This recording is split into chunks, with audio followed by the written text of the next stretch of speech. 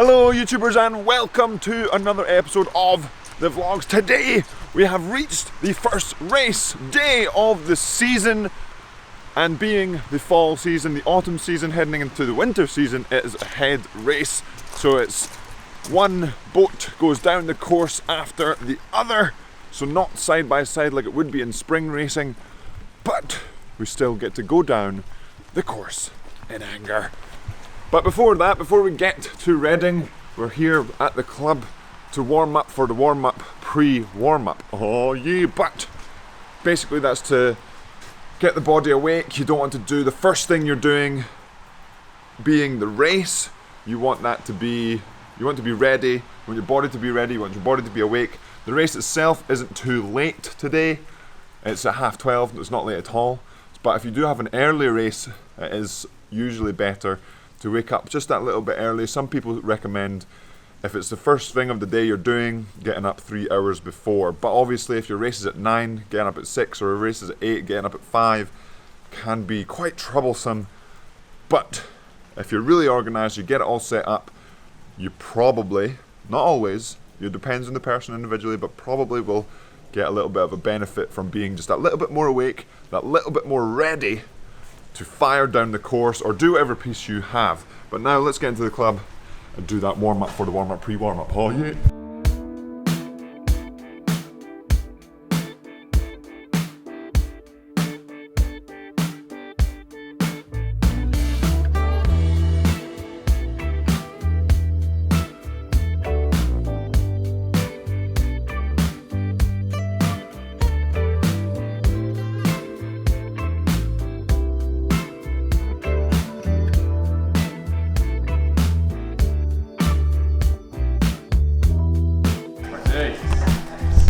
And we've made it into the crew room to fuel up pre-race and post a little bit of a warm-up. We've got some extra large breaded egg toast because, so it's about 9, just past 9 just now, so only about 3 hours before the race. So from here on out I'm not going to have a bigger meal, it's just going to be my biggest meal till the race. So for me personally, I like to not be hungry, but some people prefer to have a little bit more food in their stomach. So just some snacks and bananas and some making sure I'm hydrated and all that before the race, and after the race chow down, oh yeah. But as always we have to fuel up because remember, food is fuel, and we're currently watching the sub 2 hour marathon distance attempt over here. And it looks like he's in very good shape for it, so we're only 1 hour's fit, or we've got 1 hour's 50 in, 10 minutes left. I reckon he's going to get it, but now it's time to fuel up. Oh yeah.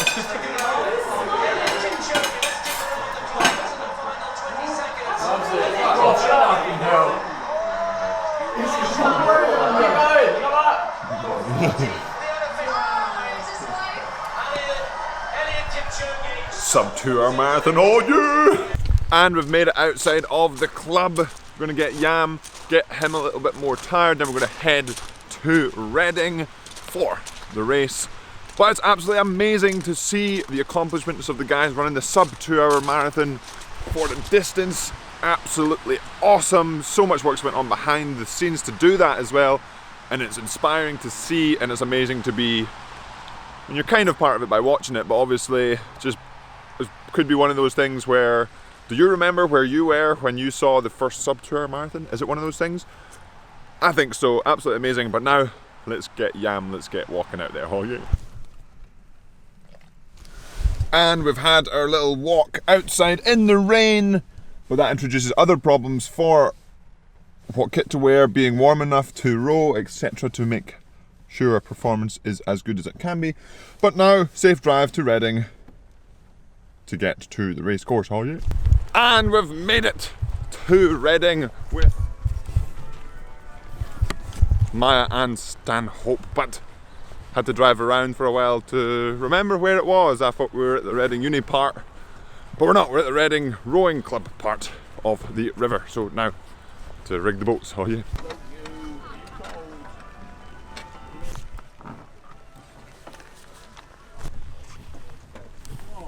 Look at his wagon. And that is us just doing the final preparations. Ed getting the number there on the old back of the jacket so he can, or we can be recognised as bow number, or number 146 going down the course.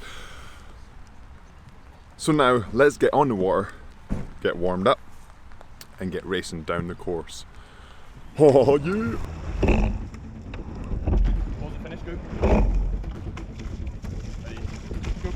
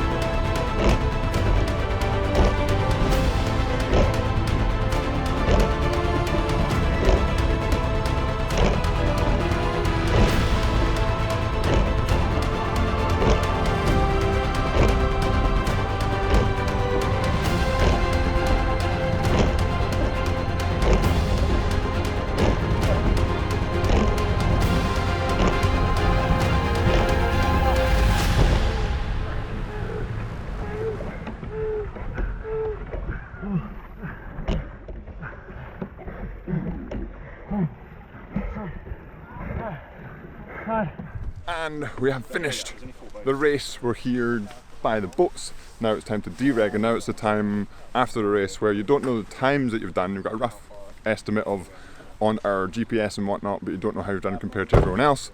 So you can only kind of go by how the crew felt, how the rhythm was, how the speed you thought it was, how it compared, and then you can kind of adjust that maybe, or it always does, no matter what you say, it gets adjusted by the results that come out.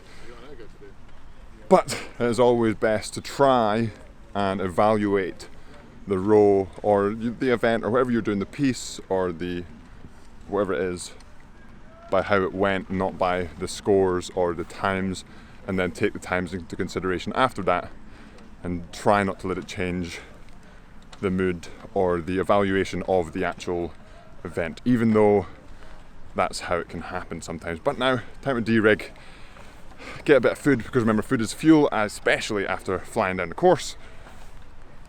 And then I'll see you after this. Oh yeah.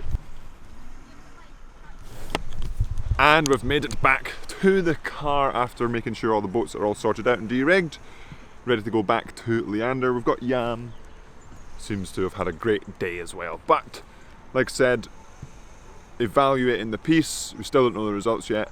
The coaches sort of took rough time estimates and looks like we were slower than the other Leander, one of the other Leander 4s by a couple of seconds roughly. Again, we obviously want to go out and do as well as possible and go out to win, and if we don't do that, if that was a goal and we didn't do that, we try not to let that affect the thoughts that we had before we knew the results. So we thought we had a good piece and we have been rowing better and coming together nicely, but obviously the result wasn't as good as we wanted it to be. So it's a difficult one, and obviously having 2 4s that are really close together like that from the same club, 8 guys rowing well, that's awesome to have that as well.